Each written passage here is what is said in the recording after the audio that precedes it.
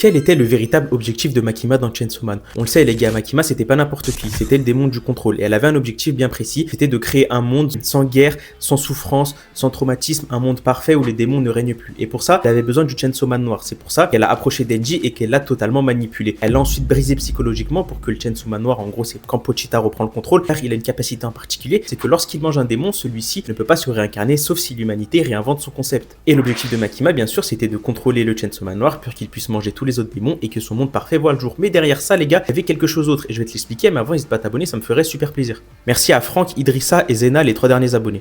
En vérité, les gars, Pochita le dit lui-même, tout ce que voulait Makima, c'était de créer un lien familial, avoir une famille, un ami, une relation d'égal à égal, quelqu'un envers qui se confier et en qui elle pouvait faire totalement confiance. Mais sa nature du démon du contrôle lui disait le contraire. Elle lui disait que si tu veux que quelqu'un t'aime, si tu veux créer une relation de confiance, cette personne-là, tu dois la contrôler. Même si au fond, le vrai désir, c'était de créer simplement une relation de confiance. Donc on peut comprendre un peu Makima, mais bon, ça excuse pas du tout le tort qu'elle a causé par contre.